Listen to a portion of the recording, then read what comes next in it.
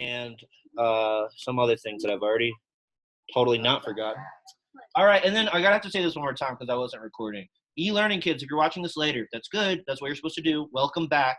But please make sure you're always watching the videos, or else like it's only your fault if you fall behind in class.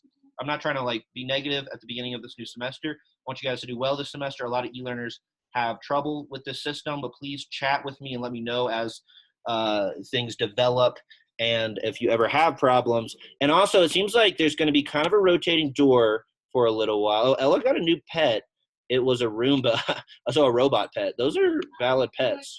That's cool, Ella. We couldn't get Anyway, yeah. we've been talking about getting a new pet for a while.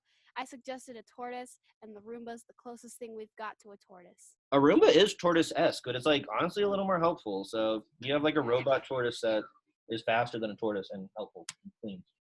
But anyway, and yeah, I think like we'll see how the next 2 weeks go. We've been proven wrong before, and like we went 3 straight months last semester. That might happen again. But it seems like there might be a bit of a revolving door. A lot of people were like, I think, exposed or whatever. Like they were like near people who had the thing or whatever, and so they're going back to e-learning. So anyway, this is for e-learners, but it's also for you guys because you might, maybe tomorrow you like find out like, hey, we have to like stay home for 2 weeks. But anyway, let's hope that doesn't happen. And guys, I hope y'all get us a little communication energy you have because it needs to die down before your next class. When your next teacher might be really mean. So. All right, guys. So we are gonna start back on chapter 10. We like introduced chapter 10 a little bit before we like started talking about the midterm and the study guide, but now we're like fully gonna do chapter 10. The good news is there's no quiz this week. I feel like that's like a little rush to get you guys back into taking a quiz with just like 4 days this week. So we'll take something next week. It'll kind of be a combination of the vocab and translation quiz that we would take for chapter 10 normally. And that shouldn't be hard. The vocab for this chapter is really easy. This chapter in general is really easy. Yeah, chapter 9 is all about hick, hike, hawk, and those like horribly boring pronouns that will not go away, and I might put on the board soon. Caitlin, final warning, okay? I'm gonna start moving people. And then where was I? Something about, well, chapter 10 is a breather of a chapter. So it's a perfect chapter for us to come back to. And yeah, chapter 11 gets kind of crazy. Chapter 11, I thought chapter 9 was gross and Chick and Illa were like dreadfully boring and complicated. Then chapter 11 is, I'd say a little less boring, but maybe more complicated. It's just like a lot of things. So anyway, we'll get to that in 2 weeks. Chapter 10, though, is a good chance for us to kind of like warm up to things. It says quiz for Friday. That is a lie. We will probably do I almost don't want to do Jeopardy the first week. I made this like days ago, and I've since changed my mind. But anyway, we will have homework. It's on the table right now. I'll hand it out at the end of class. But remember, there's usually extras. It's in the stack to the back left of that white table. That'll be due Thursday, guys. Let's get off to a good start. This is your first grade of the new quarter and semester. So just make sure you do it and just get your points, and you'll have 100% A until the next assignment. And then, maybe you'll bring that A down a little bit, but it'll stay an A as long as you're doing your stuff and you're not falling behind too bad. Remember, this class is designed so that you can basically get an A or a very high B simply by always doing the homework and always nailing the vocab quizzes. If your translation quizzes are a little shoddy, book away, Maddie, then you can honestly survive that by just making sure you're always doing the homework and vocab quizzes, which are, if I do say so, quite doable. So welcome back. Final warning, book away. Guys, I love to see you reading, and I know you probably had plenty of time to read over the break, so it's like telling kids to put a book up never feels good. But, I mean, it's pretty rude to read. All right, so the road to chapter 20, the goal is to get to chapter 20. Caitlin, let's move you front row, okay? Can you move to next to Carson, please? Thank you. So chapter 20 is our goal, people, and that is exciting because, well, y'all in the 7th grade, so this is crazy. So y'all are definitely going to finish the book. Next year, y'all are going to do 20 to 30, and then your freshman year of high school, you'll probably totally be sick of me by then, but maybe we'll have another Latin teacher who can step in or something. I don't know. But you'll go to chapter 40. The book only goes to chapter 40, and then you'll have completed the textbook, which is more than like, I don't know, probably like, there's no more than 100 people in the whole country who have probably like mastered the textbook. So you guys will join the elite ranks of people who have like gone through this whole like college level textbook. And at that point, you're like basically kind of like know Latin. Like y'all already know a little bit of Latin, but you'll like fully know the language in 2.5 more years. It might seem, you're like, oh my gosh, 2.5 years, that's like insane. But like, it'll be worth it. Like years from now, you'll be in college or like, I don't know, you'll be in Italy and you'll see a Latin transcription and you'll know how to read it and it'll be because of this class. But we will have German and Spanish potentially when you guys get to the 10th grade. And then you can move on to another language and you'll be able to pick up that language really fast. But that's how it works. Once you learn Latin, you pick up other languages like it's nothing. All right, what else? We're going to cover chapter 10 and apparently 20. No, that's wrong. 11. We're going to get to 11 this month. And then we're going to work on Roman emperors up to Constantine, who is the first emperor of like the new Eastern Roman Empire, right? When they moved from Italy, which like falls into chaos, to Constantinople, which is like in Turkey. And they're more like Christian at that point. They're speaking Greek and less Latin. So anyway, we're going to like work our way up to Constantine. And that's kind of the beginning of the medieval period, when we move from the classical period to like medieval. What do y'all think of when you hear medieval? What is that word? Yeah, Aiden? Civilization games, yeah. And what are those set? Like, what are the kind of like characters and like settings that you see?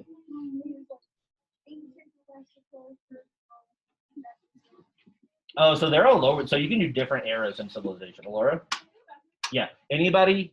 What do you think when you hear medieval? Dark Ages? Kylie? Yeah, knights, right? Like knights and castles and like lore and mythology about dragons and what we call like feudal civilizations in Western Europe. That's all stuff that happens like after Rome has its day in the sun. Like a little bit after Rome has moved to the east, gotten out of Europe. That's when Europe turns into this more medieval kind of place in the way we think of it, with like castles and lords and ladies and knights. So anyway, that's after all the ancient Roman stuff happens. Anyway, you'll know 500 Latin words by May. It's probably 1,000. I told myself I would maybe find the time before today to like literally go through the book and count. But like, I don't know, I guess I can just do the math. It's about 20 a chapter. So what's 20 times 10? Anyone? It's like 200. So you already know. So maybe 500 is actually about right. That sounds about right. But one day I'll get the exact number for you. Okay, let's just run through the chapters real quick. Actually, let's do something else real quick and then move through that. Okay, I don't know. This might end up being like weirdly easy and like not informative. Well, let's pretend that we're from another country and we're moving to America and we're having to learn English for the first time. And we're very confused by a lot of it because it's a weird language. And so we're working on prepositions. And so our like language coach is giving us words and they're like, what is the preposition that would be used in front of this specific noun or object, right? You might be like trying to remember, like, wait, what's a preposition again? Oh my gosh, I hate grammar, I hate Latin. But this is actually English. So what preposition or prepositions would we use in front of the house? Anyone? Carson? In. Yeah, in, for sure. We definitely are sometimes in a house, right? What's another preposition we could use? That's not the only preposition we could use in the house. Yeah, you could be at the house. That's true. I don't think I put at. What else? Anyone? Yeah, Maddie? All of the house? Yeah, I mean, kind of, but I feel like I'm picturing like describing a person as a relationship to the house. Remember, prepositions like describe a relationship between essentially like two separate nouns. So, but yeah, we could, I mean, obviously there could be a context where you say like, oh, that's the laundry room of my house or something, or the best room of my house. Yeah. Huh? So throw is a verb. So yeah, this is honestly a chance for us to just like remember what prepositions are. So definitely in or on. I didn't put at, but it's interesting because the Latin in we know can be in or on or actually at. It can be at as well. And then around. Sometimes you're like around the house. Around is a good preposition. We don't have the Latin around yet. Even my oldest kids don't have it yet. So I don't know if it shows up in the textbook. But circum. Have you heard the word circumvent? Meaning like prevent something. Circum means around. All right, what about the table? Anyone? On the table. So yeah, you can be on the table. If you're straight up on a table, it's like an extreme situation with dancing on a table or something. Around, at, under. So can you be in the table? Yeah. Only if the table has a what? Yes. Somebody can build you in there. Or like a drawer, right? Like which I don't know why a table would have a human-sized drawer. But yeah, you probably can't be in a table. Probably not quite. But yeah, at, under, or around. I just flashed it on the screen, but what is the Latin underneath? No. That would be sub. Yeah, I heard it from two people. Yeah, sub, right? Sub is under. So still just in, circum, and sub. Some of the same ones there for table. What else? What else? Are we learning English now? Couch. What about the couch? On. In the couch. Are you in the You couch? can go under the cushion. Maybe if you have like a huge couch and if you're really like little or something, you could like get inside of it. I But yeah, can Round. mostly on or I guess around. I'm saying like on that, but yeah, you can be around under the the couch. couch. If the couch is like filled up with people and then you can't sit on it, then yeah, you would be around the couch. Like let's gather Or you around. can go under the couch. Under, yeah, if the couch is tall enough, I guess you could go under. The bed. I think the bed is interesting. What do we say Under about the bed. Huh? Under So the bed. definitely under. You can be on a bed, but what else? Under. Yeah, you can be in, which I guess it implies the fact that you get like in the covers until you're like in it. Or But you that's go like, under the mattress. or under the bed. But that's a slightly weird use of in. Maybe not. Maybe I'm like thinking about it too much. But because yeah, definitely on the bed because you're like literally on the bed. But in the bed, it's like kind of a weird use of in to me. Maybe not. I don't know. Or under the lawn. In. In the lawn. On the Yeah, line. definitely. I just like on. around. I think just on or around. Yeah, under the line. If you're like a goblin and you live in a or I think we're finding around goes with like almost all of these. Fault. Oh. My fault. Preposition. Not an It's adjective. it's Preposition, not an adjective. Things like your and its, those are adjectives actually. oh No. at Yes, good, very good. You're at fault. We saw this once before in a Latin word where it was, remember culpa? Culpa, the Latin word culpa. And it was like in culpa, but it wasn't like in fault. We don't say that in English, we say at fault. And so that's the first time we're saying at. And it's, I don't know, it just makes you think about like the weird nuanced ways that prepositions function. What? Wouldn't on fault be like a word too, or am I just crazy? Well, that's the thing that happens when you start like putting magnifying lens to language. It starts to like lose meaning. So I don't think we say on fault. But like if you said that enough, it would start to sound like a real phrase. You know, like words are very malleable. They suddenly start to either stop making sense or start making sense. The stars or the sky. Among, I like that. In, yeah, you don't just be in the sky. Generally, from our perspective, we will probably be under, maybe above here in space. you could be in. It could be in. So I didn't include a lot of these. Under or like through. I didn't hear through, but if you like throw something or like if someone's flying, it's kind of going through the sky. I guess. I don't know. Per. We don't have per yet, but we're gonna get that soon. It means through. Yeah, PER. Sometimes per is by, like in percent, then by 100. But it also means through when it takes an accusative. Remember, prepositions take either ablatives or accusatives, depending. Night. What about periods of time? What prepositions do we use to describe different periods of time? At. Yeah, at, right? At's the only one that we use for night. After night. And so that's the I like first, sleeping. that's the second time we've seen night, or at, rather, since false. That's the only time we've used at. What about Isn't that's a totally different use of at, like at fault, at night? Those totally different ways of using at. But nox noctis is the word for night, and if you just simply put it in the ablative, that is at night. It's called the ablative of time when, where you don't even need a preposition, just nocte all by itself in a Latin sentence would equal at night. Because that's a third declension ablative. All right, there's a few more. for the night? Can't you also do post, Post night. like after night, Huh. after the night, or something like that? Maybe. Yeah, it'd be handy if we had a term for like, I mean, dawn, I guess, is when morning breaks and night like ends. That's like how you describe that transition. The morning, anyone? And yeah. So not at. We don't say at the morning. At night, but in the morning. So you're like, the morning is like a thing you're in. It's weird. Let me get a sip of coffee and I'll put my mask back on. Yes? At. In. Mostly at. In, I don't know what we use In the scene of the crime. in the scene of the crime. Like you're Maybe. in a car in the scene of the crime. Or if you're talking about like evidence, you're like, oh, there's evidence in the scene. You can use in or at or around even. The hallway? Yeah, you're just in the hallway. You're not on the hallway, right? On the hallway? Yeah, you could be on top, on the roof. Yeah, that would make it sound like you're like on the roof somehow. You could buy it. Yeah, if you're like, if I'm standing by that door, I guess I'm like by the hallway. That's true. By is also, I think by and around, we could probably end up applying to a lot of them. By the couch, by the table, whatever. Few more pressure. Under. Yeah, it's just under, right? which that's like a turn of phrase. It's like a I don't know exactly how to describe that, but yeah, pressure is something that apparently is on top of something. It's like pushing down on something, even though obviously pressure can occur from various directions, but that's the way we imagine it when we use language. I think that was the last one. Nope, danger. In danger. Yeah, so you're like inside of danger when you're in danger. Danger is a thing that you're like in. Is that it? Holiday? Oh, this one's kind of a trip. On. Ooh, have you traveled abroad, Miss Moriarty? Yeah, on holiday. Have you been to England? Because this is British. People in England, if you go on holiday, that's something they say there when they go on they say, vacation. like, vacation, like holiday. It's Right. not in Australia. Yeah, Australia has like a lot of the same turn of Why don't they phrases. use the hospital visitors? Because I think it's interesting. British people say, I need to go to a hospital. They don't use the article. That's an article, right? We've learned That about doesn't make sense.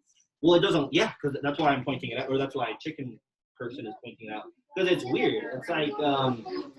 It's like if we say, what's an example I thought of in English? Because words like the and they're articles, and we don't have them in Latin. We have to add them ourselves to make things sound good. So this is almost like if you translated a Latin sentence badly by American standards, and I would have been like, well, you need to add the to hospital. But British people, this is normal. Let's go recess. Let's go to recess, right? We don't say let's go to the recess in America. We say let's go to recess. We don't use an article. That'd be weird. So that's how the British people think of it. I have other examples, but I feel like they're like adult oriented. Yes? Wasn't there a song that used those lyrics stuff? Like American song or something? What, on holiday? Yeah. Maybe. Wasn't it like a song by Green Day or like Oh yeah, Why that's- is it on the that might be a Green Day song. Yeah. It's a well-known phrase enough where like anybody can use it, but it's distinctly British or Australian, or probably Scottish or Irish too, or Welsh. All right, guys, that is the class for today. Can I leave? No, I'm kidding. Does anybody have any another Christmas story real quick before we get into Latin? That was little baby Latin or like English. No? Is grandma scared of you? Well, yeah. No, so COVID definitely made Christmas hard, right? That's some weird situation. Did anybody get an Xbox or PS5? well, I got PS4. Oh, nice. PS4, yeah. My mom got my nephew that is 4 a $50 game because my other brother that's like 20 something promised him that he was gonna get it but never got it for him, and then he kept begging his mom, which is my sister, like for it every single day. So my mom just bought it for his birthday present. Nice. Better late than never, you know. We got a smart TV. You got a what TV? A smart TV. Smart TV, sweet. So what's like one of the crazy things a smart TV can do that a normal one can't? It has a It just has like multiple channels on it and apps, and you can like hook it up to your other consoles. That's cool. Yeah, like I use my PS4 for all like HBO, Netflix, and like Disney Plus stuff. But yeah, smart TV is like they have that inside of the TV, so that is kind of sweet. I don't have a smart TV, but I do have like a Roku. Yeah, Yeah. Roku's are sweet. Like, I know because people with we Rokus. use Hulu for the Roku, but yeah, the Roku that we have the PS4 already. So. Right. I would need a Roku if I didn't have the PS4. Are they crazy? So- Okay. I've only tried like cheaper VR. Grace and Maddie, please stop talking over everyone in here. But yeah, I've only done cheap VR. I haven't done like real VR. Let's hear from Danny, and Danny will be the only one talking, and then we'll get back into Latin. I got a new computer. Sweet. Okay, that's a pretty good Christmas four-wheeler. Wow. Nice. I didn't get anything like major. I got little things here and there that I'm quite pleased with, but I didn't get like a PS5. Like that's the big event item. But yeah, right now it's better to get a PS4 because they're like probably cheaper than ever. And then yeah, and all their games are probably like marked down. They're like less than $30. So Well, The PS5. the PS5 can read PS4 games, but I don't have a TV compatible with the PS5 because it requires at least 4K television. I got PS3 and 4. Our families are cheapskates, so we don't really have 4K. We Well, I have wouldn't- 1080. Yeah, if I got a PS5, I wouldn't even have the right TV for it. I have like a nice flat screen, but it's not. Nowadays, you need like a crazy, like insane $1,000 TV. You know. But yeah, I got PS3s and 4s really late in their life cycle, and so all the games were super cheap. Devin, stop talking. Nathan, and then we're on get into Latin. I know, I did. Have you used it yet? Yeah. Sweet. That's always fun. All right, guys. Chapter 1 through 5. What happened in chapter 1 through 5? I'm not totally done. Oh, I remember. Okay, so are you ready? So chapter 1's whole thing, guys, and this will probably blow your mind to think of it. Literally in chapter 1, we got like 15 verbs to learn. Hopefully you know most of them. We'll review them throughout this week a little bit. But the big thing was that Latin verbs end in either OST, mustus, or int. And that is something at this point, and I say this maybe too much, but I really mean it. If you still don't really get what's going on with OST, mustus, then please set up a tutoring this or next week and just let's sort that out, get it out of the way, right? I'm not trying to say like, oh, that's crazy, you don't know that yet. Just like, honestly, like if you don't know that yet, let's like break it down fully in a way that I'm not going to quite do right now. But remember, like the verb endings change in a way English verbs go. And this happens in all the Romance languages like Italian and Spanish and French. And it's something that's kind of alien to English speakers. But it's a thing that's very common in Europe or European languages. And so if it ends in an O, the subject is I. If it ends in S, the subject is you, so on and so forth. I'm not going to go through all of them because it's just like, you should know that. And then these pronouns are written there, and it's usually up. I know it's kind of small, but like that's a resource we often have kind of in front of us at least. But you should also have that written down somewhere on your noun or verb charts. Anyway, do y'all want me to hand back the midterm tomorrow? Yeah. Are you interested in that? No. So I guess I volunteer. I already know. I waffled the past couple of days, like, is that a thing we need to do? Go through the, so we might at some point, I might not even hand them back, we might just go through the answers to refresh ourselves. But anyway, mostly y'all did pretty good. So if you don't know your grade, figure out how to get on Power School. The grades are going to go out pretty soon, but like you should be on Power School. I think so, yeah, so it'll probably take a day or two for them to send out. Anyway, here they are, right? Here are the endings. These are we call it a person, right? I know that's a confusing term, like what person is this verb? It's either first, second, or third, singular, which is its number, or plural, mustus, int.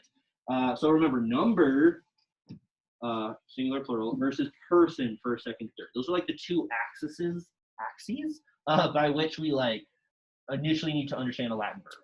And then it obviously gets more complicated from there because we have verb tenses. And that's why you have to like really know just the basic kind of endings and person and number so that future and past and perfect tense don't fully blow your mind to the point of it seems so difficult and boring at the same time that your brain just shuts down. You're like, I'm not going to learn Latin. We gotta learn Latin. All right, chapter 2. What did we learn in chapter 2? We learned about nouns. Since when is there a song? A song? What? Oh, I don't know. I got this from Google. I didn't even notice that. Maybe we should have learned the first declension song, or I should find it now. No, thanks. No. Okay. All right, guys. Cool with me. But yeah, so we didn't really have nouns at all in chapter 1.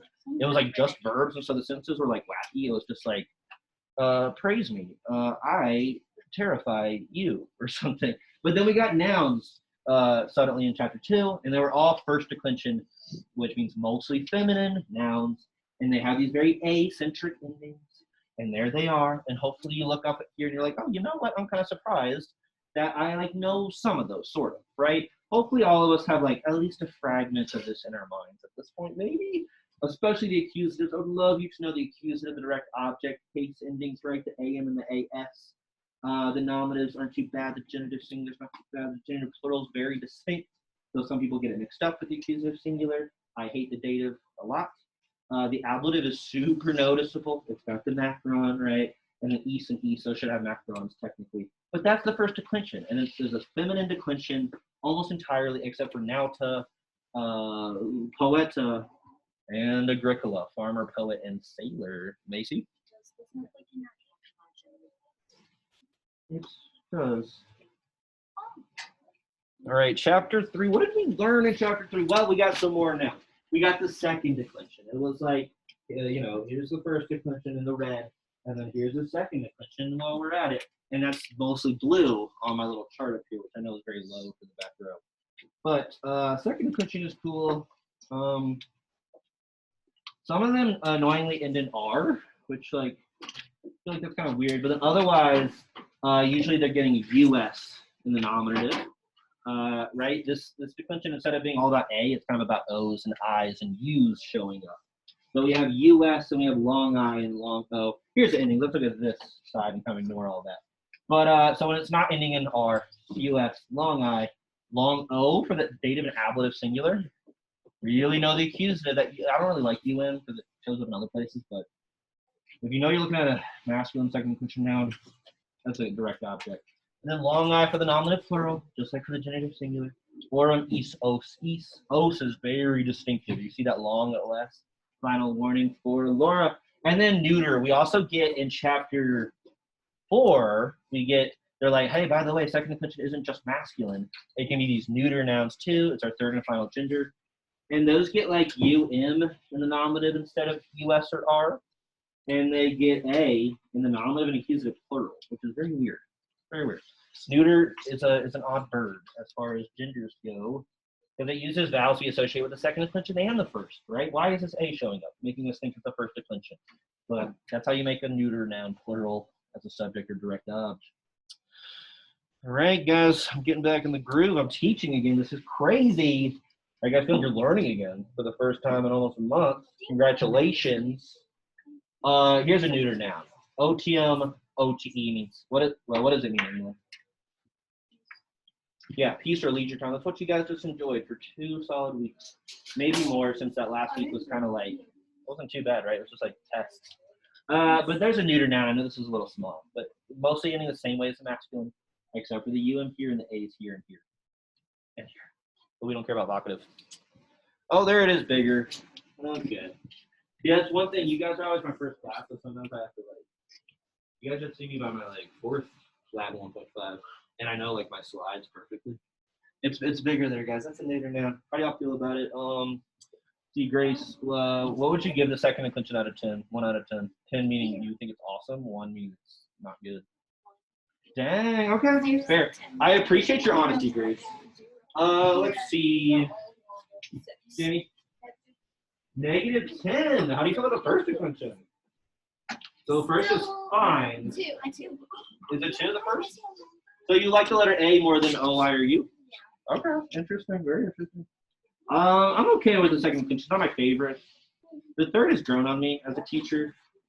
And I probably like first a little better in terms of it's more uniform. Nathan, what would you give it out of 10? What's your least favorite case ending up here? All of them. Let's see, Aiden, pick one. What's your least favorite case ending here? The long O, the UM, the A's, the orums?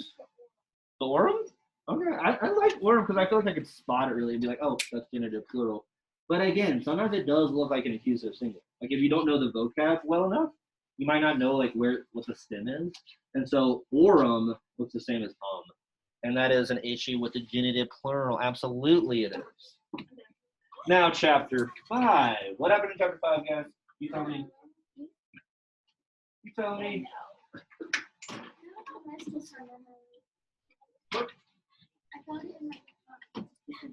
You found chapter 5 in your sister's room, Maddie? No, I meant physics review. Okay, that's not what I asked. That's not what I asked about. Guys, chapter 5 is when we escaped the bounds of time and space. What?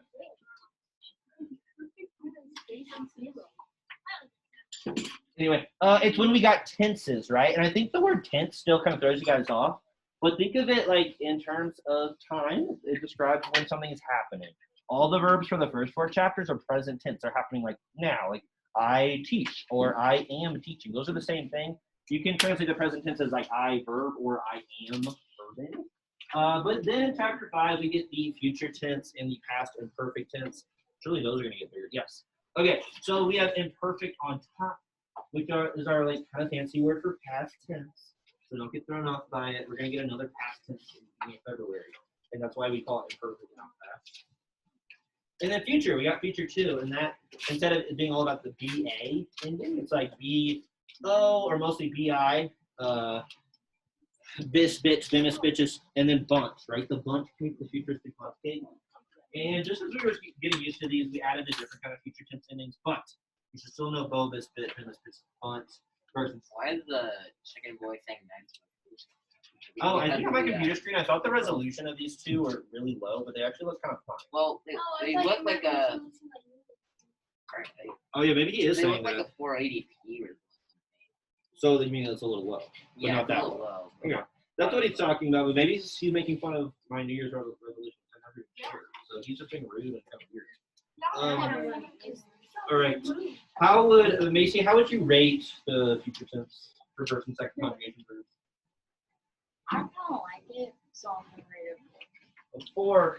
Interesting. Negative 8. So that's actually more generous than most people who are getting zeros and negatives. So cool. So Ryan, what would you give the imperfect tense? A 6. I agree with 6 because I think 6 is actually kind of like generous in saying that it's not that bad. Because yeah, imperfect rocks actually, guys. I don't know if you know that, but it's like it's the same endings for all Grace final warning before moving, but for all verbs. If you remember, let's have a Laura move next to the door right now, please. If you remember, Latin verbs belong to 4 different categories called conjugations, and like future gets really annoying for the 3rd and 4th conjugation because it's different than the Bobus bit that we see here. But imperfect never changes and gets weird. It's always the same for all the verbs. The BAM, the BAS ending, the BAT ending, right? Bam, I was exploding. Boss, you were fishing for bass fish. Bat, it was flying. The bat was flying. That's how we translate the past tense. Any questions about the past tense? No one wants to ask like a really intuitive question to kind of prove that they're here, not joking around. They're here to like fully learn in 2021 and just like devour all knowledge presented for you by teachers who only wish to yield knowledge for you. Yes. This is a good question. I don't know. It's like up there. I think it's like 8 minutes or it's I don't know. 80 minutes. It's about 80 minutes. All right. So guys, that was the first 5 chapters. When we think about it, we learn about 2 categories of verbs, first and second conjugation. They're not different at all, so it's like not a big deal. And then we get the first 2 categories of nouns, and we also get verbs. Those are like the first things you get in this textbook, right? Not all language textbooks are the same. There's other Latin textbooks that probably take you like a year to learn the imperfect tense. But this textbook gets right into it. All right, and then we get to chapter 6, and this is when we get our old friend Semesse. Oh yeah, okay. So this is Latin. I know y'all really like cringe when adults like reference pop music and stuff or like pop culture. But have y'all heard the new Billie Eilish song? Yeah. So there's that. She's like, "You think you're the man, I think, therefore I am." Have y'all ever studied 18th century philosophers? Cogito ergo sum. I think, therefore, what does sum mean, anyone? I am. Yes. Okay, so this is, I'm like a little worried I'm going to get this wrong. I think this is Descartes. I think, I need to double check that. But there's this philosopher from like over 200 years ago. They're like, he had this big concept of like, trying to describe what existence is.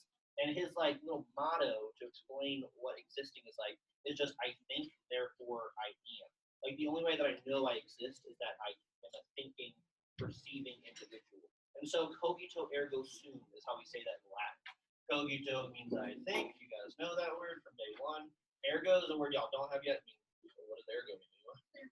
Yeah. And then sum means I am. So anyway, I just gotta say, I think a certain Bill Shakespeare would actually be kind of like impressed by Billie Eilish's wordplay there, because it's like a nice little. Is that the chorus? I don't even know. But I like that she says that because it's cool, and it's related to a Latin philosophical phrase.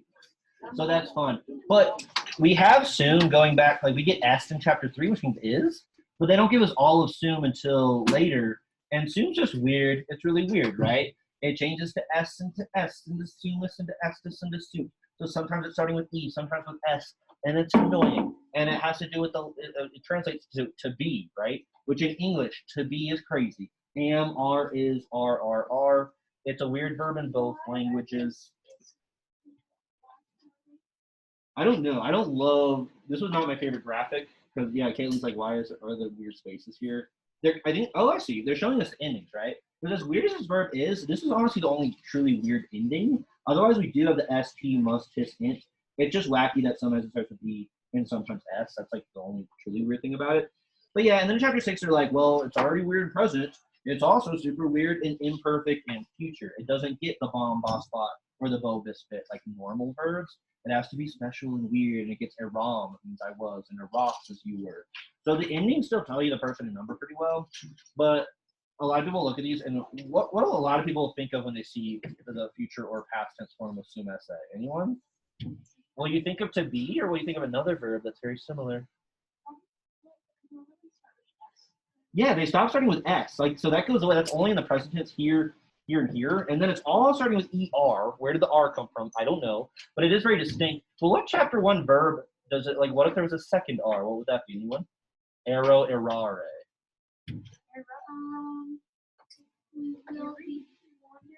Yeah, to wander. Good. To wander or go astray. We get words like error and errand from it. But this is not ero, errare. That's only if it has 2 R's. So anyway, I don't want to confuse you guys, but weird past and future tense forms of a weird verb that it just means to be. I think it's weird that this verb is so wacky because when you're like, it just means to be. Like, to be, that's the most basic verb of all time. But I don't know, it's like so basic that it's also so important. And we talked about before, like, why did, when English was created, why were they like, oh, be has to turn into am and then are and is? Why weren't they just like, no, be doesn't conjugate? Just like every other English verb, it's not going to change at all. I run, you run, it runs. I be, you be, it be. That sounds wacky to us, but like, why should it sound wacky? Like, why isn't that what we went with for that verb? We were just like, let's just keep it simple and not make it change every single time. Anyway, y'all get my struggle about finding issues with the English language and realizing that Latin is sometimes actually easier. All right, and we also get this verb, which means to be able to. And it is equally, dreadfully boring, but it's really just formed off of forms of sum esse, right? Like this, the form of sum esse is like there, and it's just getting like POS or POT added to the front of it. So now it doesn't mean I am, it means I am able, or more likely just I can. And the past tense would be I could. There's the past tense. I could, you could, it could, we could, y'all could, they could. Well, I think this was a question on the midterm, which like we should look at the midterm again. A lot of you, I was like, what does posse mean? And people were like, oh, to be. Or it was maybe the opposite. I asked what sum meant, and he said to be able. Sum is just to be, like is, am, are. Possum is to be able, as in can, could, will be able. Y'all get it, right? Future tense, there it is. It's very small. I will be able to, you'll be able to. Got to use a lot of helping verbs to translate to future tense, right? I will. Look at all those helping verbs. 2. Just 2 of them. And able is like an adjective. It's not even a verb anymore. And then 2 is a verb again. No, the 2 is a preposition. Okay. See, I'm a little rusty to chapter 8. The third declension is here to stay. This is what we just got the third declension, right? The orange endings up here are the third declension. This is exciting. This is probably the last declension you guys get. So you really just have to spend the next 5 months. It's only 5 months, and that's not even including our big spring break and stuff and snow days. Is that we have 3 declensions. You guys will get maybe the, like I'll show you the 4th declension the last week of school, maybe, just kind of for fun. But that's in chapter 20, so we're not really going to get into the 4th. So yeah, like this is the end of the road. Like once you've like mastered the first 3, Latin nouns and translating in general becomes like way more chilled out because you can look at them so fast and know what case they are. I know that's something when you're an early Latin student, it seems like that's never going to happen. Like, when am I going to be able to like look at a Latin noun and know the case immediately? It does happen. It's just, it's a process. I'd say during your second year, hopefully it starts to click a little more. If for you right now it's not clicking, if you're like, you know what, that's just a bunch of random letters, I have no idea what the rhyme or the reason is. Look at that, there's some rhyme and reason. The accusative ending in M. I love to end in M. Let's see, Ava, what would you give the third declension out of 10?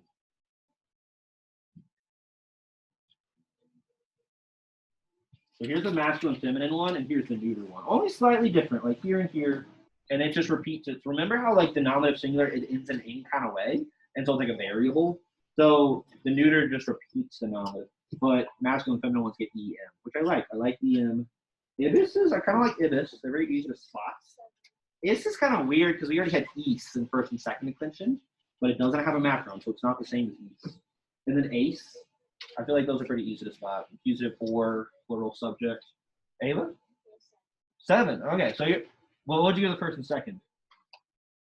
10. Okay, so you like the third declension a little less. That's probably natural. I think for a typical Latin student, like you might like get like amped up once you're like, oh, you know what? I like know the first declension. I'm like done. I like know it. And then the second you're like, okay, I'm learning that too. I wish there weren't so many of these. But then you get to the third and you're like, oh my gosh, like I can't like it's so much random letters and like it's so boring. But anyway, so it's like natural to think the third declension is scary. In some ways it's like kind of easier than the first and second. I don't know. That's chapter 8, guys. It's a good old time. And then chapter 9, oh my gosh. Oh my gosh. Oh my gosh. All right, let's see. Nathan, what would you rate Hikkaikai out of 10? 2. Okay, so you're not like fully against it. It's not a 0, but you're definitely not like favorable towards it. It's so easy to remember. Oh, all right. My thing with Hikkaikai is that like some of the forms almost look like they're not even Hikkaikai anymore, like Orum, Arum. Those barely look like they're from the same word. Hos, Has, His. It's like, where did the C go? Like, at least there's a C in all the first nominative ones. But if you can just remember that it's like this, or it's these, it's not that bad. And sometimes you need to add man or men or woman or women if it doesn't have like a buddy. But usually there's like a buddy, and so it would just be like Hic Discipulus, this student. But if Hic was all by itself, you'd be like, well, it's the masculine one, so I'm going to add man. I'm going to say this man, right? So translating is really not that bad. It's just that there's like way too many of them. That's what's bad about this pronoun. And also, it feels like a very boring pronoun. It feels weird to have to spend time on like something that just means this and these. Well, that's learning a language for you. Those are very common words in any language called demonstrative pronouns, right? And then, that's how much I hate illa. I just didn't even do illa. But illa, instead of being this and these, illa is what? Anyone? That and those. And the big thing that makes this easy, like even though some of these look like they're not even Hikkaikai anymore, technically the endings are identical to first and second declension. And with the stem being just the letter H. So you look at Harum and you're like, I don't know, what does that mean? Like, but then you see ARUM, hopefully it'll kind of light bulb moments happen. You're like, oh, ARUM. It's just like it's feminine genitive plural. That's like a first declension ending that we've known since chapter 2. So don't be too scared off by these weirdos. Nathan? Uh-huh. All right, guys, welcome to chapter 10. Okay, we got chapter 10 here, and it is a breather of a chapter because all they do in this chapter is introduce the fourth conjugation of verbs. So this is like the last category of verbs. There are 5 noun declensions. We're going to get the 4th and 5th next year, but Latin verbs is just 4, and so like now you guys have all the types of verbs. You don't have all the forms of verbs because like we'll get to passive voice and all that good stuff towards the end of the semester. But you have all the categories of verbs. And fourth conjugation verbs, they function just like third. So that basically this is like a non-chapter. And remember, you're probably like, what does he mean conjugation? What even is that word? I hate Latin. I want to go home and play my Christmas presents. Remember, I'm just referring to the way the infinitive ends, basically.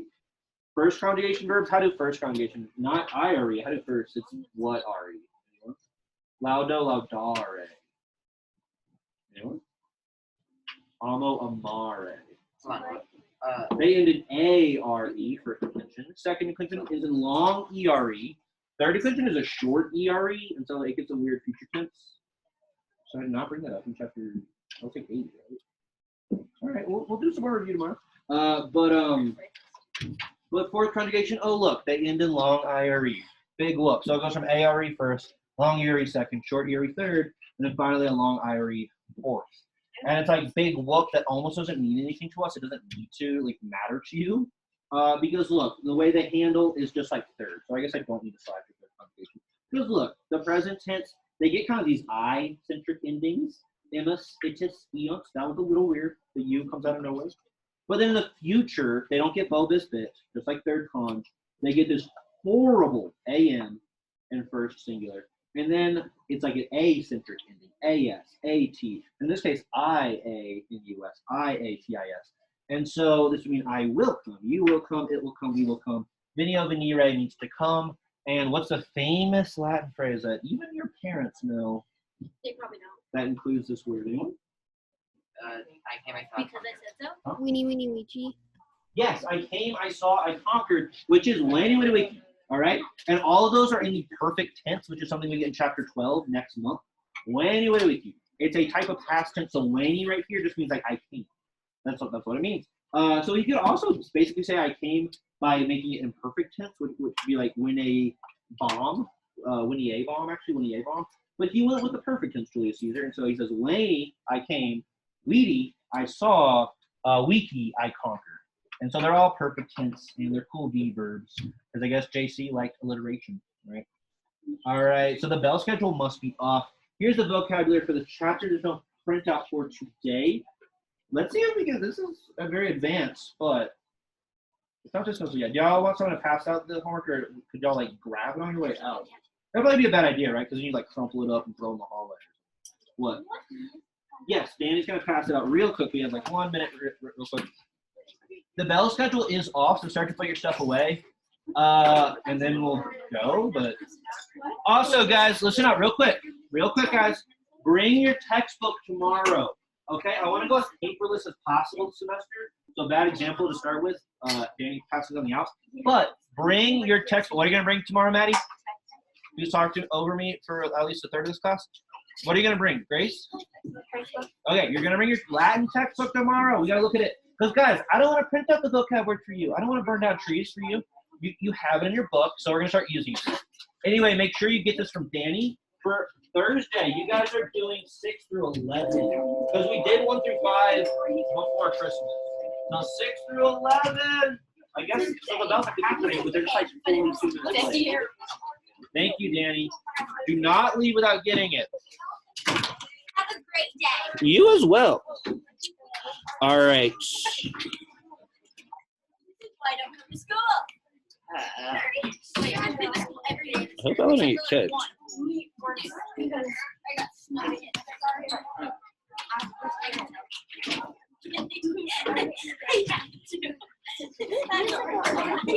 I don't know. I'm gonna go tomorrow.